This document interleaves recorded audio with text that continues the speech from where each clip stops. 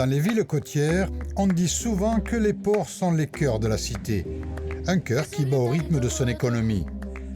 Rien de plus vrai ici à Tarragone, une ville située à une centaine de kilomètres au sud de Barcelone. Ce port aujourd'hui est au centre du plus grand pôle pétrochimique du sud de l'Europe. En 2024, près de 33 millions de tonnes de marchandises ont également transité par ici. Le trafic de véhicules est en hausse, avec plus de 220 000 unités environ en 2024, faisant de Tarragone un port de référence pour la logistique automobile en Espagne. L'histoire et l'importance de ce port remontent au temps de l'Empire romain. Il ne faut pas oublier que Tarragone fut la capitale de l'Espagne romaine.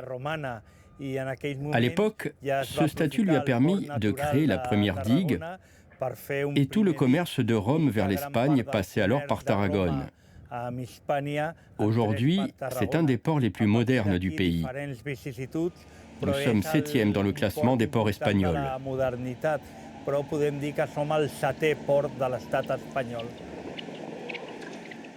La situation de l'économie espagnole reste un mystère aujourd'hui pour bon nombre d'observateurs.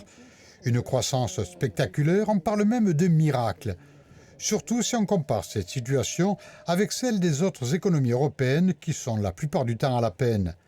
Un taux de croissance de 3,2% relevé en 2023, 3,5% l'année d'après, des résultats qui dépassent largement la moyenne de la zone euro. À Tarragone, l'activité portuaire reflète aussi cette tendance. Ce qui a fait la différence chez nous, c'est la bonne utilisation des aides européennes pour sortir de la crise après le Covid. Ce fut décisif. On a alors assisté à une reprise de notre économie qui a profité essentiellement à nos secteurs les plus dynamiques. Tous ceux qui n'ont pas su se renouveler, tous ceux qui n'étaient plus compétitifs ont disparu petit à petit. Ce ne fut pas dramatique car beaucoup de nouvelles entreprises les ont remplacés, plus jeunes, mieux adaptés à leur environnement direct. Actuellement, dans les domaines de l'énergie, dans celui des entreprises digitales ou dans le secteur alimentaire, l'Espagne reste très bien placée. C'est dû aussi au dynamisme impulsé par nos secteurs de la recherche, au travail de nos universités étroitement liés à ceux de nos différentes productions. Les exportations espagnoles ont augmenté de 1,1% malgré les restrictions américaines. L'investissement des entreprises a suivi le mouvement et la consommation des ménages s'est accélérée depuis le début de l'année. Il est vrai que la situation économique espagnole part de loin. Il y a 7 ans, le salaire minimum était de 735 €. Aujourd'hui, il atteint 1 184 € bruts. Dans les universités, les perspectives d'emploi pour les jeunes diplômés s'annoncent aussi des plus favorables. C'est vrai qu'aujourd'hui, l'économie espagnole se porte mieux que la moyenne constatée pour les autres pays européens, et surtout mieux que d'autres pays du bassin méditerranéen comme l'Italie ou la France. Les chiffres de la croissance sont meilleurs, le chômage baisse aussi. On insiste à un dynamisme des entreprises que l'on n'avait pas connu depuis des années. C'est aussi dû à un phénomène de reprise généralisée après la crise de la Covid. Et surtout grâce à l'utilisation des fonds européens pendant cette période. Mais c'est aussi une croissance qui s'appuie sur des bases assez faibles. Les problèmes de fonds perdurent, comme celui du marché de l'immobilier. Il est très difficile de pouvoir accéder à la propriété en Espagne. Tout cela limite grandement les effets de la croissance. Sans oublier le problème de notre démographie, notre taux de natalité reste trop faible. La ville de Tarragone et ses environs s'inscrivent logiquement dans ce tableau du renouveau économique du pays, d'autant plus que l'environnement local bénéficie d'avantages naturels non négligeables. La région de Tarragone est toujours très dynamique. Elle a beaucoup d'atouts, qu'il s'agisse de la qualité de l'environnement, de notre économie ou de notre climat. Nous sommes situés pas trop loin de Barcelone, mais sans les inconvénients de cette grande métropole, et surtout avec le même coût de la vie. C'est un territoire qui connaît une belle croissance grâce à notre industrie, au secteur chimique en particulier, et au dynamisme de l'activité du port de Tarragone. Enfin, notre secteur touristique a su évoluer pour étendre sa saison, en dehors des seules périodes estivales.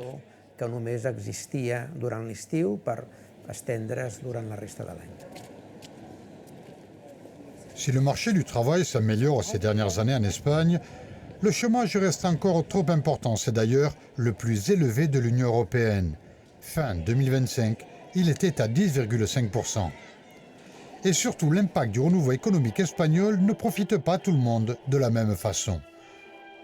La population la plus démunie éprouve toujours autant de difficultés à se sortir d'une situation des plus précaires. Les syndicats, très présents en Espagne, insistent sur la mise en place d'une meilleure répartition des revenus de cette croissance. L'Espagne aujourd'hui fait partie des pays les plus dynamiques économiquement de l'Union européenne. Le problème, c'est que cette tendance n'est pas ressentie par l'homme de la rue.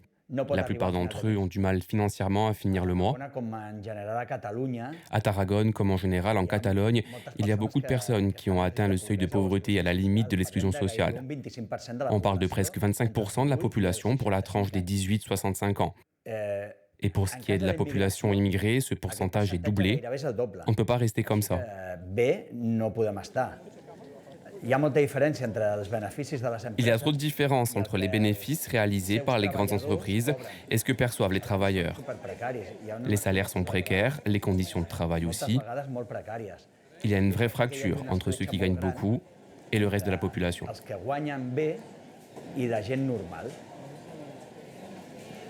Malgré tout, cette hausse des salaires conjuguée à une inflation contenue a permis de relancer la consommation grâce à un meilleur pouvoir d'achat.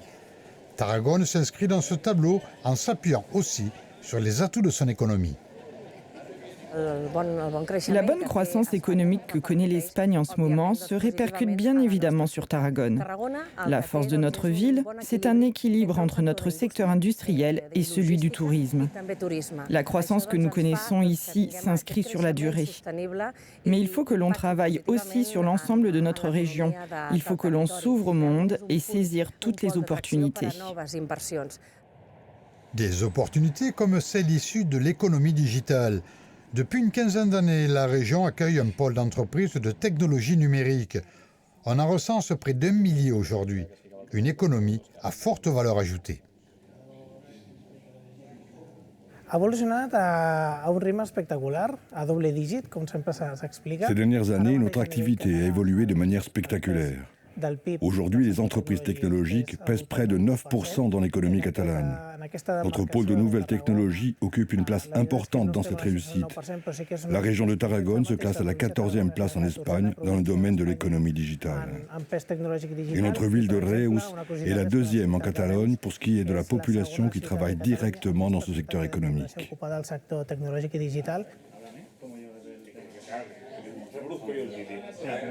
Le monde de Miquel Pérez, un jeune chef d'entreprise, est celui d'Internet, des nouvelles technologies numériques et des jeux vidéo. Il a su conjuguer ses passions en créant sa propre entreprise dans le domaine des réalités virtuelles. Le pôle d'économie digitale de la région de Tarragone l'a accueilli pleinement en facilitant son implantation. On a lancé notre entreprise il y a seulement 4 ans. On a toujours été passionné par ce monde de la réalité virtuelle qui possède un fort potentiel de développement. On a créé des applications pour le monde éducatif et la culture. Nos principaux clients sont les musées. Nous réalisons aussi des projets éducatifs, des jeux vidéo éducatifs. C'est le cœur de notre activité. C'est quand même difficile de s'en sortir. La situation de l'économie espagnole est encore trop instable. Il y a beaucoup de pression fiscale. L'avantage ici, dans ce pôle d'entreprise de Tarragone, c'est qu'il existe une vraie solidarité entre nous dans tous nos projets. On sait que c'est compliqué ailleurs aussi, en Europe et en Espagne. Mais on reste optimiste. Et on continue ici à évoluer, même si c'est difficile quelquefois. Vous restez positif, et ce n'est pas une réalité virtuelle. Non, non, c'est tout à fait réel, je vous l'assure. L'Espagne aujourd'hui n'est plus seulement une destination touristique, c'est désormais une économie des plus dynamiques de la zone euro. Un pays en pleine mutation à l'image de Tarragone, une ville catalane où le bon vivre traditionnel s'appuie également aujourd'hui sur une économie en plein renouveau.